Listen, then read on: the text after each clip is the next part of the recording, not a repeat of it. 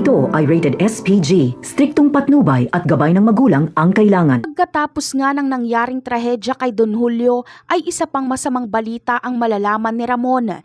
Ito ay ang nangyari kay Marites. Labis ngang mag-aalala dito si Ramon.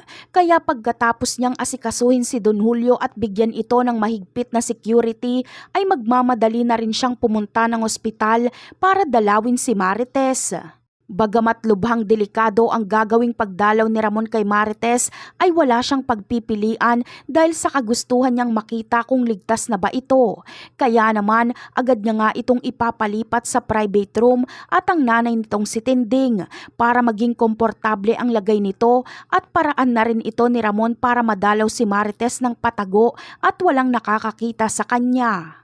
Bagamat ligtas na si Marites, ngunit grabe ang tromang naibigay sa kanya ni Lena dahil sa pag-aakalang ito na ang katapusan niya. Hindi nga mapapatawad ni Marites si Rigor dahil kung hindi nito kinabit si Lena ay hindi sana sila aabot sa ganong sitwasyon. At ang malala pa ay may nagbuwis pa ng buhay nang dahil sa kakatihan nila. Kaya naman, napagdesisyonan nga muna ni Marites na wag na munang makita si Rigor.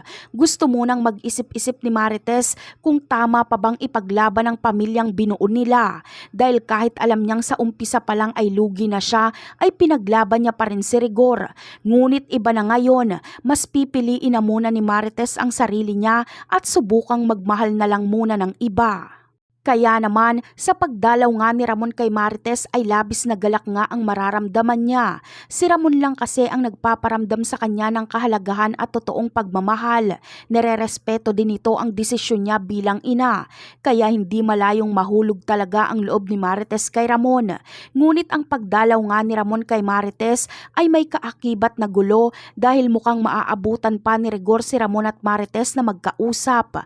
At kahit subukan pang magpaliwanag dito ni Marites ay hindi na talaga magpapaawat si Rigor para tugisin si Ramon dahil sa sobrang galit niya dito. At yan ang ating aabangan. Bye!